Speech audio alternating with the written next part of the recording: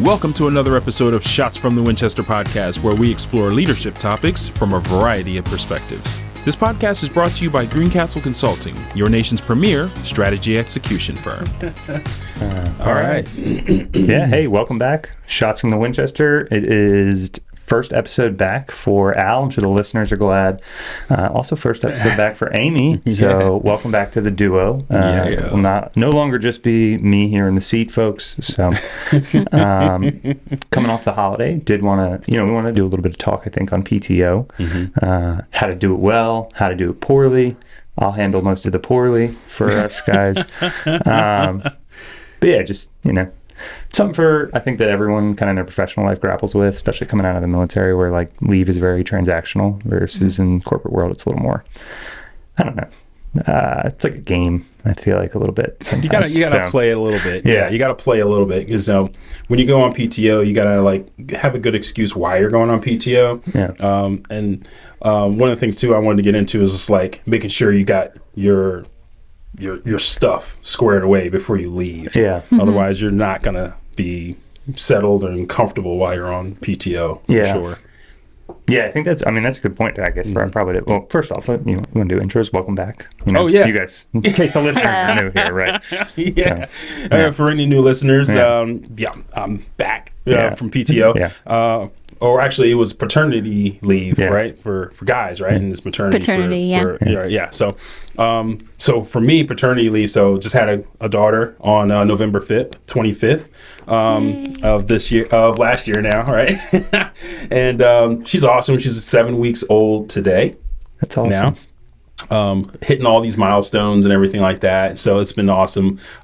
Being away for, it was like 30 days. Mm-hmm. Super needed, within 30 days, like learning how to be a dad, learning how to navigate parenthood and sleep and understanding and scheduling things so that we can like work off of each other to be able to, handle when I come back to work, here's what we've got squared away with the baby and, anything like that. So very, very helpful to be away for that much time to be able to figure all that out. So nice. Yeah. And then Amy. Yes. Yeah. You're just getting back too. Getting back from maternity leave. Yeah. I had a little girl as well. Mm-hmm. August 27th, 2024. Nice. She is 4.5 months now, and she is the light of our lives. Yes. I love that. That's so awesome. Yeah.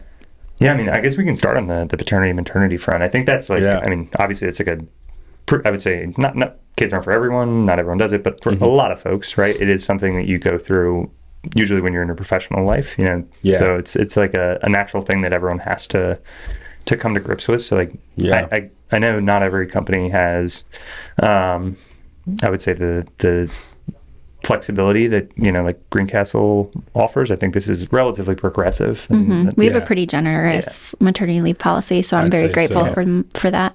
But how did you guys feel? Like prepared, unprepared? Was it hard to unplug? Easy to unplug?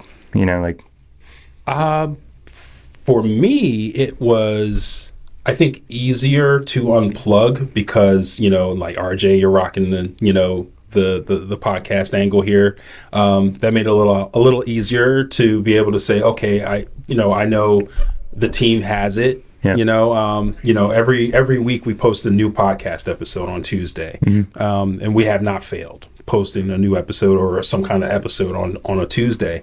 That's something I just did not want to drop the ball on. So thank you, RJ. Thank you for the team for, keeping the ball bouncing, and keeping everything running. Cause, that's where in PTO and like when you're leaving something, you get stressed out because you don't know how you're going to transition out, how you're going to transition back in. And that can get kind of weird.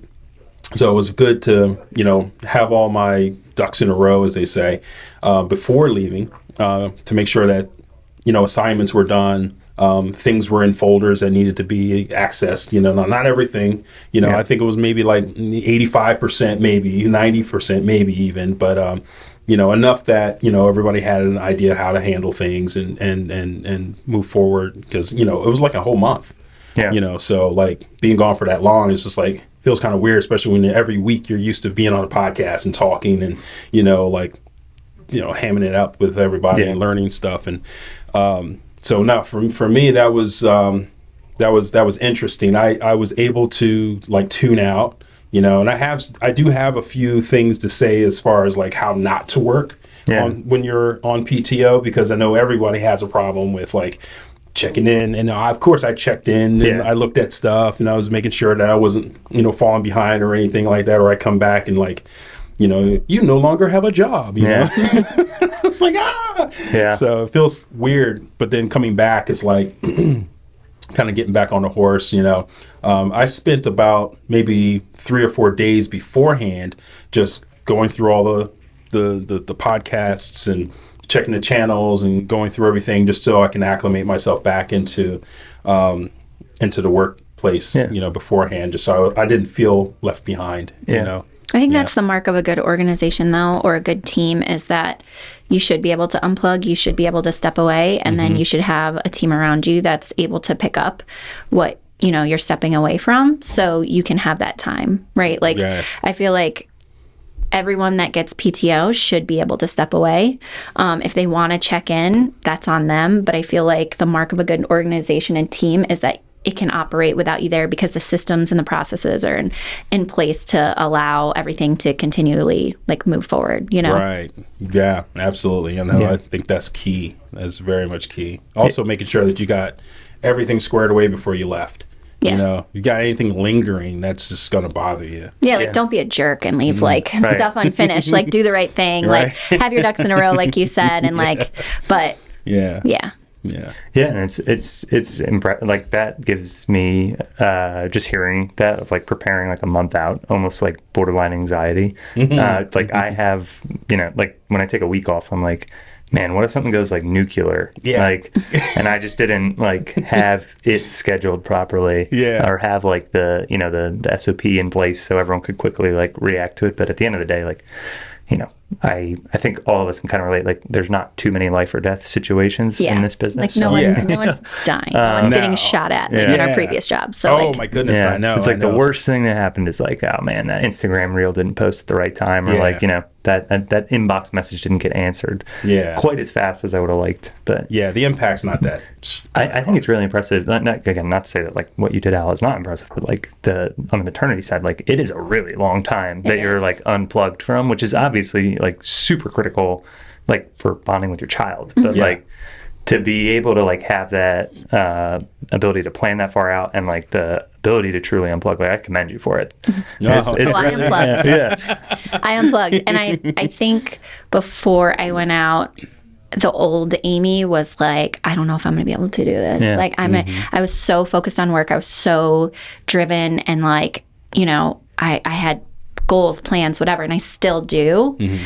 But when you have a child and you're holding your child, like no email is more important than like that time that you're spending with your child. So I thought I was going to have a hard time unplugging. Yeah. And then I had my baby and I was like enjoying my time with my baby. You know what I mean? Like I was able to step away, but that was so needed. Yeah. And now that I'm back, I can focus. I'm energized. It's definitely a hard transition coming back, but I'm really grateful for that time, and I feel really motivated stepping back into the role. Yeah, it's like I was calling it a few things. I was calling it like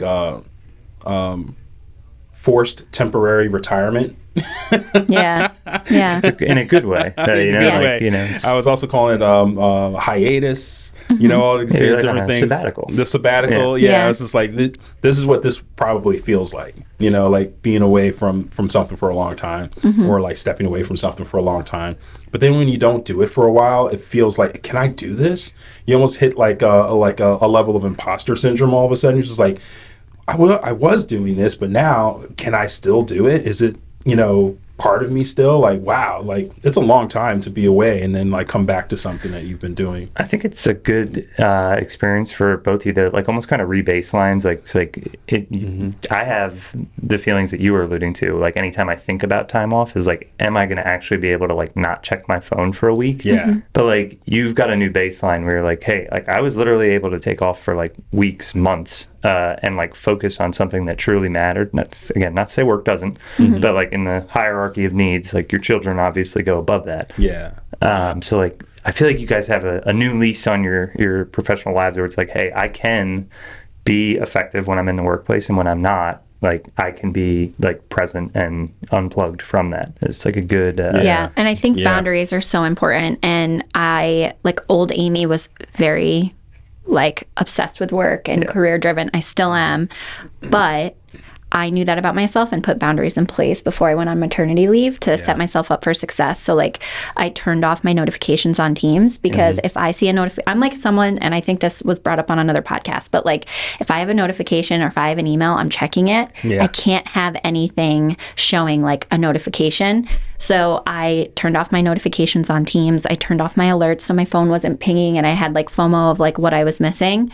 I would allow myself to check in periodically so I didn't have a ton of notifications coming back and felt overwhelmed. I still kind of stayed on top of, you know, what was going on in our Teams chats and channels and everything. And I continuously checked my email. But if there was something that needed a response, I would forward it. So I wasn't taking ownership of it while I was on maternity leave. I would forward it to, you know, Lindsay or Erica or whoever needed it and say like, hey, can you follow up on this? Or, hey, just wanted to make sure you saw this. And I put that in place for myself because I didn't want to allow myself to get sucked back in, you know? So I think boundaries are really important. I think, that's exactly it. Like you just described how it happens to me too. Like I literally this past, like, again, I'm not going to compare like my time on holiday, you know, to having to raise a child, obviously not the same challenges, but like I had like an alert come across on Teams and like I blacked out, and all of a sudden like an hour later, like you know, in like, wait a minute, I just spent an hour of my vacation like working on something. It happens real quick. Like, you'll just get sucked in, you know.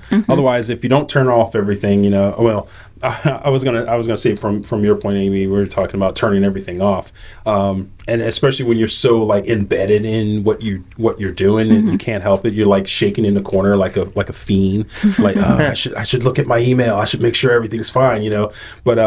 But like no, you need to unplug. The whole purpose of like PTO is to recharge and to refresh, you know, so you can come back fresh. You have fresher ideas, more creativity, you know, and it's a good way for people to kind of like reassess their mental health around what they're doing and stuff like that. Come back with fresh ideas, you know. I think that's really important for PTO, regardless if it's maternity, paternity, or anything like that. And just you're taking a break. You're coming back with a fresh attitude, you know. And I think that's like, if I was an employer, that's what I would want for my employees, right? Like we're allowing them a certain amount of PTO, or we're authorizing this time to like, hey, like go refresh, step away, and like you're going to come back better for us. Like I think about, you know, me stepping away on maternity leave, Greencastle affording me that opportunity. I come back and I'm like grateful, and I'm like, oh, I want to work hard. You know what I mean? Like, and I think from an employer perspective, like that's what they want. They want you to step away. Now, if you are unable to, and there's some times where things are like, you know, really critical for a project or something like that, totally get that. But like, if you're able to step away and enjoy that time, then like, again, that's the mark of a good organization. So that should be the standard. It improves productivity. It improves the standard of work-life balance as well. So that's a good plus. Absolutely. No, I think it's huge. And again, I think it's tough. Like the military is very prescriptive, like with block leave periods, obviously. So it's like, hey, it's assumed that like basically no one's working and there's nothing to miss in these set periods of time in the summer and around the holidays. Whereas like it can be a little harder in the, you know, especially in the corporate world where like things are on all the time. And there's almost like a a hustle mentality. Like, you know, you can prove that like, oh, I was still logged in at 8 p.m. Like that makes me the hustler. Yeah. So like it can be really, really difficult and really, really easy, I think, for folks to kind of slip into, me to slip into like, hey, I need to action this right here, right now. And the reality is that like, there just aren't that many problems that if you don't plan, or if you do plan appropriately, that like can't be avoided. So like you can truly enjoy that time off. Yeah, absolutely. I think like one thing that our leaders like did well is that when I was going out on maternity leave, like I had meetings with everyone, our leadership, and it was like, all right, like we don't want you to answer your phone. That's huge. Like we don't want you to like, hey, like you're going through this big event with you and your family, like let's set up the parameters so all the things that you have on your plate right now are divvied out so you don't feel like you have to check in. And I think like Lindsay did a good job with that. Joe and Eric did a good job with that. So when I went out, I didn't feel a pressure to like check in or like be someone that was on my phone at 8 p.m. or whatever, you know, like all the systems were set in place and the expectations were in place. That was like, hey, like go do this and then come back. Yeah, I think that is really good advice. Like that's you almost have, when you're in that like supervisory position, you almost have to think of it as like, I need to like, in the same way I like instruct people to do things at work, I need to instruct them to like, you're off. Yeah, like, sign off. It's a problem if you respond while you're on your PTO. Like what are you doing here? Get out of the chat. Yeah, that's almost the response you want to give. Like if you see someone responding, to be like, hey, what are you doing? You're off. Like this is somebody else's job right now. Yeah. Right. So what are the things that make it hard for people to turn off when they're on PTO? Like what are some of the things that like make it difficult for people, like when you're on PTO, you know you're on vacation, your kids are out there at the beach, you're in the house or you're at the hotel on your computer on a meeting. Why are you doing that? Yeah. Clients? Yeah, you might have to edit that. No, it's true. Like client expectations. Like client expectations. Because Greencastle, like even though Greencastle respects your PTO, people that you're working for on the client side might not. Or you're in a project where you don't have the right systems and processes in place to allow you to step away because you might be the one that's fixing all of those things and going into a client and helping them establish these things. So, yeah, I think that's probably. And a lot of times you're the only person that can do this specific thing. Right. You don't want work piling up. And that can stress people out while they're on vacation, just thinking about how much work is piling up right now. It's like if you were a sanitary worker collecting trash, you would be like freaked out after a month. You'd be like, there's a month worth of trash just piling up around my areas right now, you know, or something like that, which I know that's not the case. But like, you know, that kind of work pile up, I think it almost is like preemptive, like you're preempting a lot of anxiety down the road by like doing check-ins. And I think there's healthy ways to do check-ins. And I think it just depends on who you are. Like you can do a check-in and feel great and not miss, your kids at the beach. Like there's healthy ways to do that. That's going to serve you and is going to serve your role, whatever role you're in.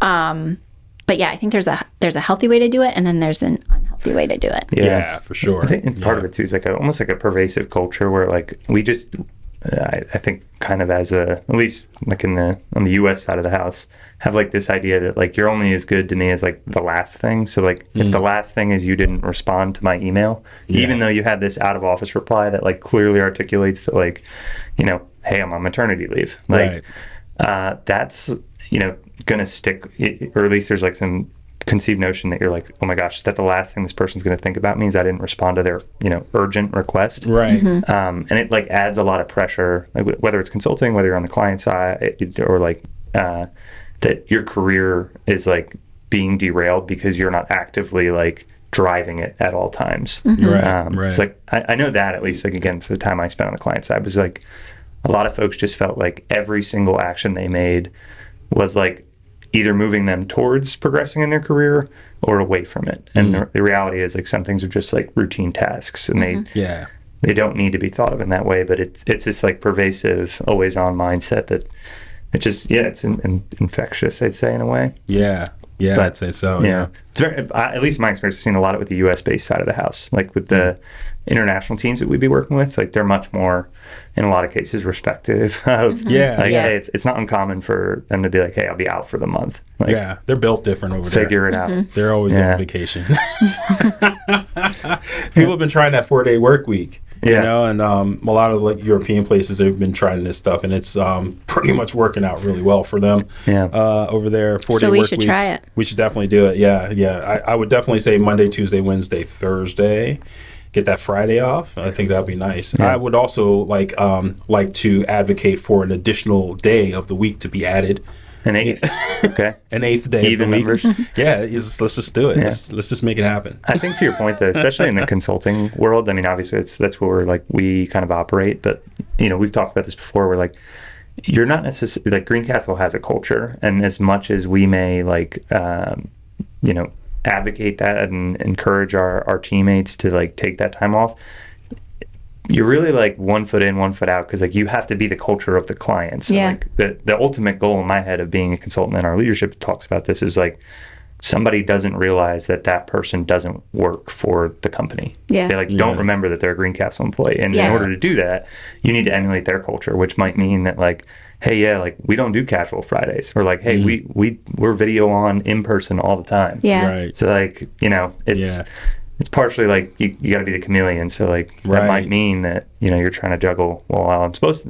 Greencastle's telling me to take time off, but client is telling me that like this is the most important thing, and it doesn't matter that the day is Saturday or Sunday. Right. Like that could definitely be a problem for that. But I think I mean, I guess the answer to that problem is like you guys have both alluded to. It's like having the more robust systems and processes you have in place, and like if you're organized and you've got your products in place that's accessible, and you've trained the people around you on like, hey, if I'm not available, this is where you go to find this specific Excel file, and this is the exact filters you put in to find the exact piece of information that you're emailing me about. Right. But the more you can do that and like train the folks around you, the higher your chances of actually like getting to enjoy that time off. Versus, right. Be prepared for sure. Yeah, definitely. Can't just like pull the emergency cord and be like, I'm out. Be shocked when everyone's like, wait a minute. Yeah.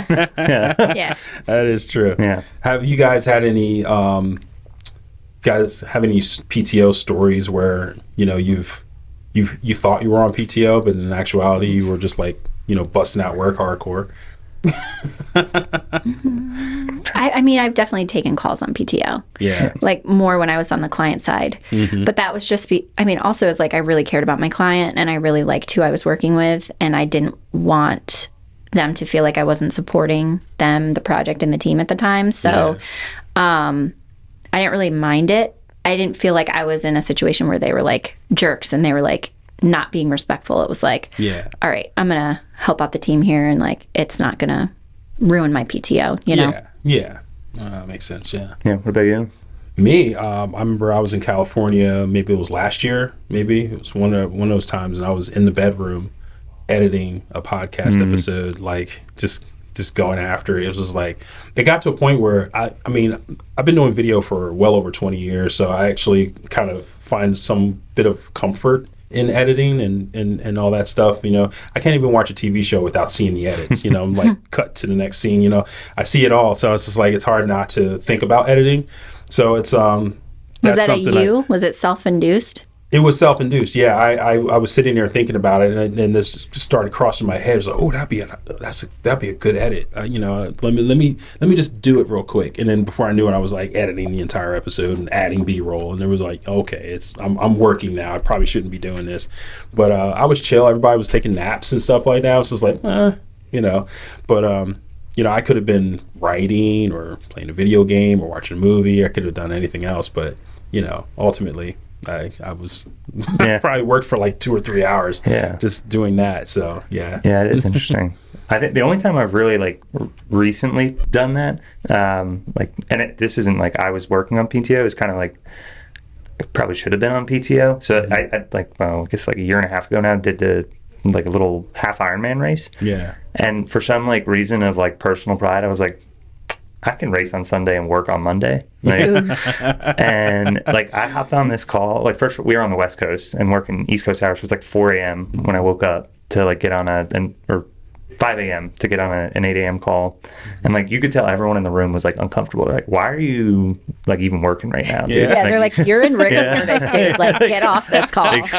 Yeah, can you see yourself? It was funny. Like you just thinking about it, and thankfully, like my supervisor at the time had the wherewithal to be like, "Hey, like you're good. I can see your calendar. Like you don't have anything. Like we're just gonna. This is gonna be your only call for the day." Like, yeah.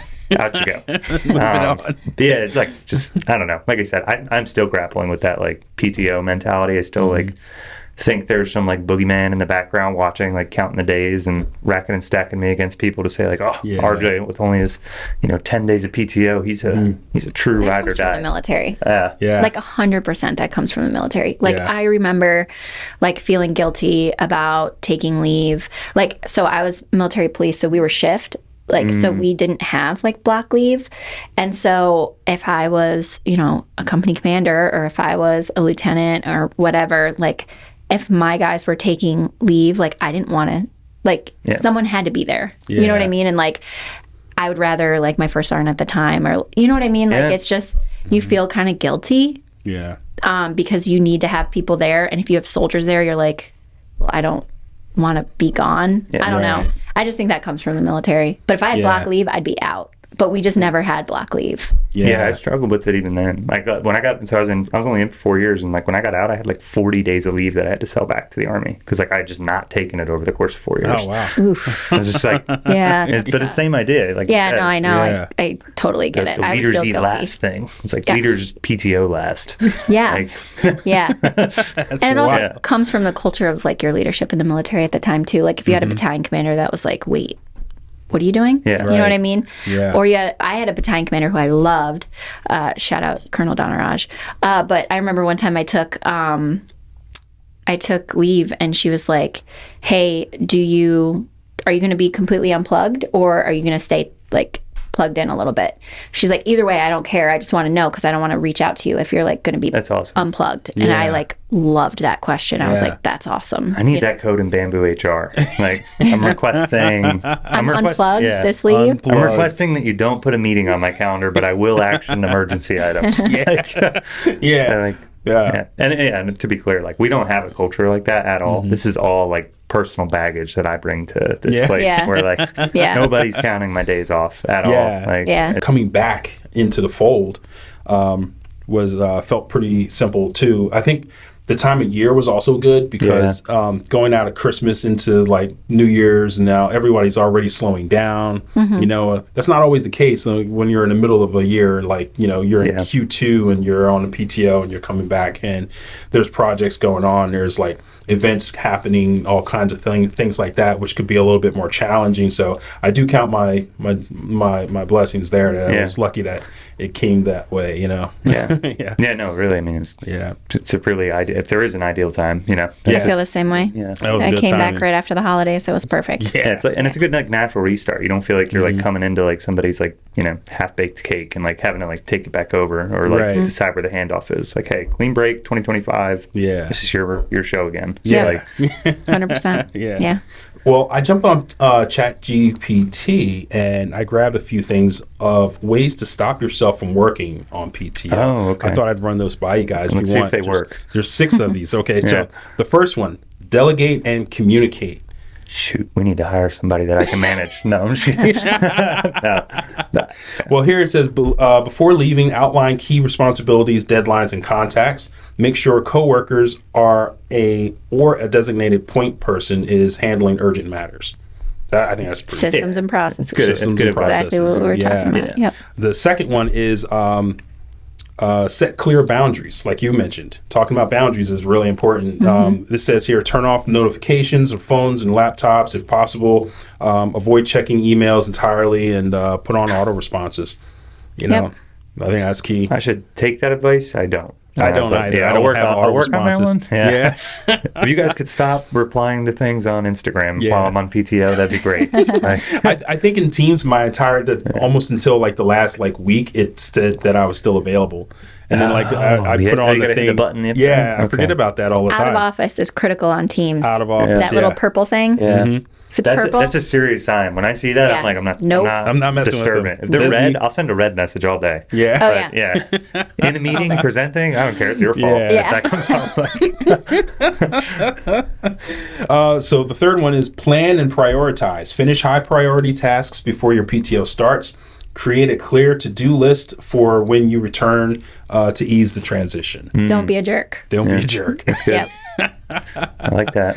Yeah, I think that's a good look. Number 4, establish a tech-free zone of time for yourself so that you're not getting on your technology, so you actually have time. So say you go to Cancun, leave your phone in the house, and go out to the beach and don't have your phone on you maybe.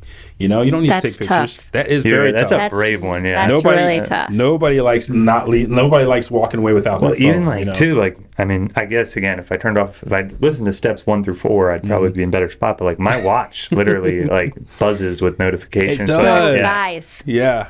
I've taken off my Apple Watch. I've always been an Apple Watch girly. Yeah. And notifications, everything, my watch was my lifeline. I would feel like my calories didn't count if I wasn't logging it on my watch. I was addicted. Yeah. Running, I would check my obsessed with my watch. Yeah. When I had Noah, I took off my watch because it was just annoying with the baby. Yeah. And she would see the light, whatever. I've not put my watch back on. Wow. I know. Go off. And I feel free. Wow. And it's I go on runs and I don't have my watch. I haven't done an outdoor run. I've done walks and stuff, but I didn't track my mileage. Wow. I just did it. It's a new way of living my life. I think you're onto something here. It's crazy. And then I don't feel guilt. Okay. I don't know who else is like this. Don't judge me. Don't judge me. I was the person that if I didn't have my 12-hour standing goal, before bed, I would stand next to the bed and be like this to try to get my standing goal, or you know what I mean? Or I would go on a walk to whatever. It's so freeing. It's gamified. I work out now just for enjoyment, and it's a piece that I haven't felt in a while. Yeah. And I don't know what it is, but I recommend it. It's like breaking an addiction you didn't know you had. No, it seriously is. It's crazy. I would look, well, first off, all the time, I also have phantom notifications on my wrist because I wore my watch for so long. Oh, so you feel it? And now I'm better. Oh my God. But it was wow. It's been one of the most freeing things is not having my Apple Watch. It is like an appendage. You know how if you lose a limb, you feel that phantom limb? I'm just saying, try it. Try it for a week and see. I genuinely may have to, because you're literally just when at the 8 o'clock at night, my wife and I will look at our step count and be like, all right, get the dog. We're going for a mile. Yeah. But you can still do that without having to feel guilty. Exactly. It's the guilt that I tied to everything. Matt and I took Harper, our dog, and Noah, our daughter, on a walk the other day, and I did a run earlier that morning. 2 workouts in a day. I would be staring at my watch, and that's my worth. Is oh, I did so good today. Yeah. But you don't need that. No, you don't. You don't need to be tied to that, guys. Yeah. These things didn't exist for a very long time, ever. I've recently, I think within the last 5 years, went to the smartwatch thing, and prior to that, when I first got it, I was uncomfortable. It was I was wow, does my phone ring that much? I get that many notifications that my watch is bzzz. And you're never present. You're never present because Exactly. I would be sitting here and I would get a text and I'd be looking at my watch okay, cool. And then your mind's going and you're oh, if with work notifications, all my team notifications came through on my watch before. Yeah. So I'd be sitting there oh crap, okay, I gotta, anxious. When really now it's okay, I'll go back to my office and I'm okay, I'll take care of this, take care of that. Yeah. There's not this impending anxiety associated with all the notifications that just came through on my watch. That is so true. I mean, and number 4 says tech freeze. I mean, if you can do that while you're on PTO, that's the most amazing thing you could possibly do for yourself. Spike your watch into the earth. Constantly getting those notifications. Yeah, I honestly didn't wear my watch most of the time while I was on maternity leave for 2 reasons. One, I didn't want to bump baby in it with it, or it was signals that this thing's putting out around That's babies. the other podcast, Al. Be careful now. Tin hats. Yeah, tin hats. So number 5 here is set realistic expectations with your team. Let colleagues know you're truly offline, except for emergencies. Provide alternative contact information for urgent issues if necessary, which is, I think that tracks pretty well too. Yeah. And like, categorizing what it truly is, emergency. What's contact me and what's like inconvenient and it's going to cost you an extra 10 minutes to figure it out while I'm gone. Right. Yeah. Right. Yeah. That makes sense. Yeah. And then the last one is practice letting go. Remind yourself that rest is essential and that your team can handle tasks. Trust in your colleagues' ability. This helps alleviate guilt and anxiety. Yeah. Yeah. I like the way it that's pivoted. you. Yeah, I like the way it pivoted that, because when you started that one, I was like, I'm not on this ChatGPT. I don't like the let go and let live kind of thing. But to flip it on its head like it did there, I think that makes I'm insulting the team if I like feel like I can't look at Instagram for a week. Yeah, like someone's gonna look at it and figure it out if it's a real problem. Yeah, absolutely true. Yeah. So that's what I got rolling out for this. Salute ChatGPT with some good advice, actually, I know, folks. right? I mean, it's worth something, right? I feel like we hit most of those points. Yeah. I think so. While we were talking beforehand, I think that this just kind of like solidifies what we already talked about as far as like, having realistic expectations, setting boundaries, communication with your team, everything like that. I mean, like if you're out there and you're thinking about going on vacation or taking PTO, I'd also realize we've been saying PTO, but paid time off, just in case you don't know what that means, and you're new to the corporate world or whatever world you're in. It's important to unplug and be off the radar for a little while so that you can recharge and get ready to come back with a little bit more energy. And I think that's what's important about PTO and making sure that you're taking it and not working during it. Yeah, it's good advice. Yeah. Also, another piece of good advice is make sure you guys like and subscribe. And leave a comment too, because honestly, we talk about these things all the time. We'd love to hear what you guys have to think about this, or have to say about this, I should say, because that helps us, especially with our algorithm. So if you guys are communicating with us, we're communicating with you. Tell us what you think. Tell us what you like about this conversation. Would you get rid of your watch?